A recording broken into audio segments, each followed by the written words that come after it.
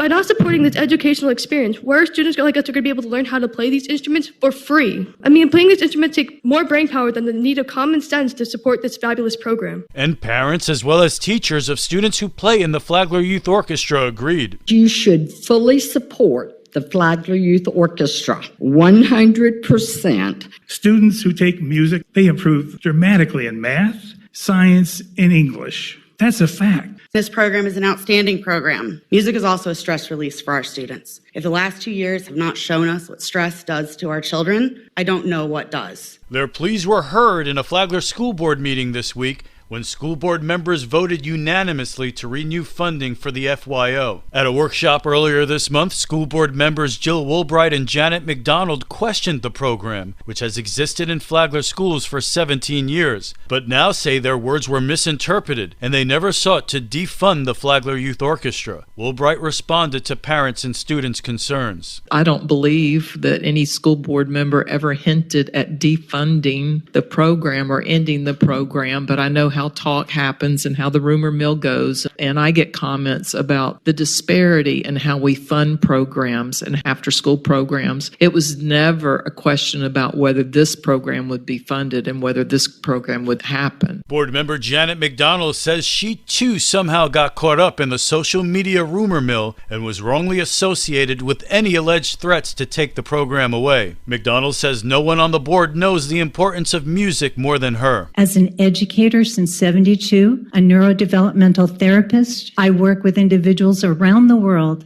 There is nothing more that I know that helps people other than music and movement and art. That has been my passion for every day that I've spent with children, with teens, with adults. School board member Cheryl Massaro said she never wants to debate this issue again. Obviously, this program has had a wonderful effect on many Flagler students and their families. On another note, all I want to say is I hope that we don't have to debate this fact again next year. I would like to make certain that we fund FYO indefinitely, as long as there's kids that want to play and people that want to teach them, and we can manage to work it into our budget. This has got to stop. I'd rather us just know it's stamped. School board member Colleen Conklin echoed Massaro's sentiments, saying the board should investigate funding the program over the course of several years. This local news is a service of Flagler County's Toyota dealer, Beaver Toyota US 1 St. Augustine, here to wow you. At last week's Candidates Forum, co-hosted by Flagler Broadcasting and the Palm Coast Observer, a candidate for Palm Coast City Council responded to questions about his past. In 2020, Alan Lowe ran for Palm Coast mayor, and a story surfaced that 3 decades earlier, he declared himself a sovereign citizen. Lowe appeared on WNZF's Candidates Forum and addressed that, plus other accusations against him. I never gave up my citizenship. Rumors are out there also that I had a criminal background. I've never been arrested for anything. So a lot of what you hear was other candidate attacks, because when you can't cut down a person's platform, they try to cut down the person. Lowe explained what was behind his declaration at the time that he was no longer a citizen. I was audited by the IRS. They said I owed them a bunch of money. We came to an agreement. They reneged on the agreement. And basically I said, if that's the way you're going to be, I don't want anything to do with it. This week's Candidates Forum is today at 7 p.m. on WNZF. It features candidates running for Flagler County Commission.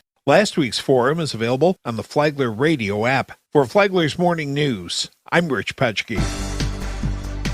A unit within the Flagler County Sheriff's Office wins an award in a statewide traffic safety challenge. The Flagler County Sheriff's Office Motors and Traffic Unit earned third place in the top 3 of 34 of the Florida Law Enforcement Traffic Safety Challenge. The FCSO Motor Unit and Sheriff Rick Staley accepted the award for third place. I congratulate our team for delivering such amazing results. The competition was tough. And also remind everybody to don't drive aggressively. Drive thinking about your fellow driver. Don't text and drive. It can wait. And help us win second or first place next year. Sheriff Staley also says the collaborative effort with other local law enforcement agencies to make our roads safer is why FCSO was nominated for this prestigious public safety challenge. For Flagler's Morning News, I'm Karen Johnson. Flagler Beach residents could see two different tax bills. City Manager William Whitson says that because the city has to have information to the state by a certain date, the rate would be estimated. The TRIM Act, or the Truth in Millage, which is the Florida statute that governs how we put together the local budget, requires us to hit certain deadlines to adopt a tentative millage rate. Whitson said that his estimate for that millage rate is up 14% right now. He said that after the state's deadline, the city commission would then go back and work on lowering the millage rate. The business report is on the radio on Saturday mornings at 10, or it's on the Flagler radio app anytime you want to listen. Tomorrow, more with Flagler Beach City Manager William Whitson. From the WNZF Newsroom, I'm Deb Albertson. And now you're up to date on Flagler's Morning News. I'm Rich Carroll.